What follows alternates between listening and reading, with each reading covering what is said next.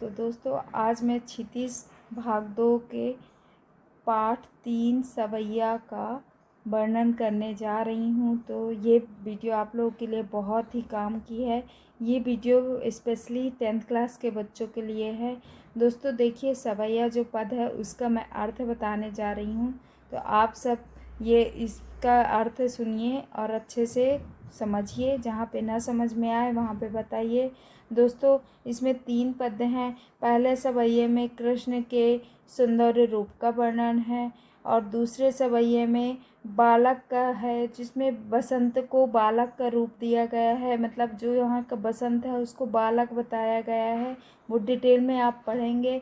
और तीसरे सवैये में है पूनम की रात का वर्णन किया गया है कि जो पूर्णिमा की जो रात होती है उसमें जो चांदनी होती है, जो उजाला होता है, उसकी कांति को दर्शाने के लिए कवि ने देव में दूध फेन जैसे पारदर्शी बिंब का काम में लिया है, जो उनकी काव्य कुशलता का परिचायक है। तो चलिए आगे बढ़ते हैं। हम पहले पद में चलते हैं। पहला पद है पायनि नुपर मंजु बजय किटकिंकिन कैद धुनि की मधुराई सावरे अंग लसय पटपीत हिये हुलसय बनमाल सुहाई।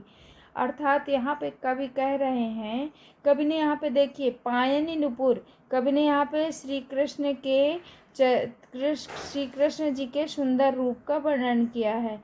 कवि कहते हैं कि श्री कृष्ण के पैरों में जो घुंघरू है, श्री कृष्ण के पैरों में जो घुंघरू है वह ऐसे आवाज़ कर रही है, उसकी ध्वनि इतनी मधुर निकल रही है जो हमारे कानों को इतने सुशोभित कर रही है। ऐसा लग रहा है हम इसको सुनते ही जाएं। और उनके कमर में जो करधनी है उससे भी मधुर ध्वनि निकल रही है। वो गिन गिन कर रही है। ऐसा लग रहा है जैसे गुनगुना रही है, किंकिन हो रही है। मतलब ये बहुत मधुर लग रही है, कानों को सुनने में बहुत अच्छी लग रही है। सावरे अंग लसय पटपीत हिया हुलसय बनमाल सुहाई। कवि कहते हैं कि जो श्री कृष्ण का सांवला शरीर है और उस पर जो उन्होंने पीले वस्त्र पहने हुए हैं, ऐसा सुशोभित हो रहा है मानो सोना चमक रहा हो। और उनके गले में जो बैजंती माला है वह भी बहुत सुशोभित हो रही है। माथे किरीट बड़े दृग चंचल मंद हसी मुख चंद जुन्हाई। उनके मुकुट पर उनके सिर पर जो मुकुट है वो भी बहुत अच्छी है और उनके मुख पर मंद मंद मुस्कान हो रही है। उनके जो आँखें हैं, बड़ी बड़ी आँखें हैं, वो एकदम चंचल हैं। उनका मुकुट बहुत शोभनीय लग रहा है।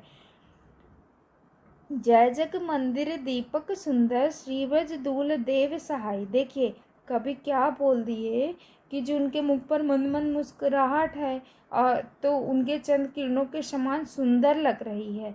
तो ऐसे श्री कृष्ण जगत रूपी मंदिर के सुंदर हैं, दीपक के समान हैं जो, और वो एकदम ऐसे लग रहे हैं जो ब्रज के दूल्हे हों। जिस प्रकार मंदिर में दीपक अगर लगाते हैं तो उसका उजियारा कितना शोभामय लगता है, उसी प्रकार श्री कृष्ण भी हमारे संसार रूपी मंदिर में दीपक जला रहे हैं, इस संसार में उजाला फैला रहे हैं।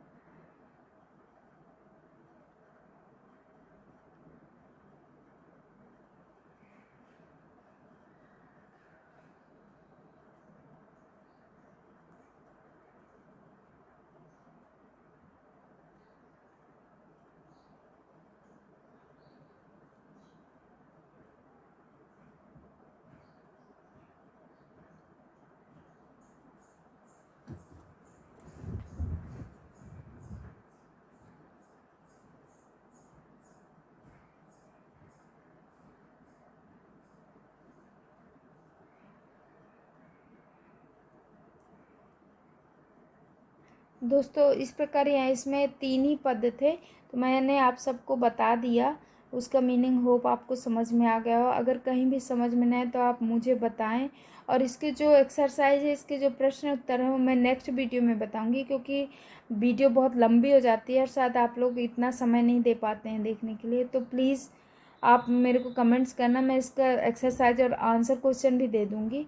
तब तक के लिए धन्यवाद। मेरे चैनल को सब्सक्राइब करें, लाइक करें और ज़्यादा से ज़्यादा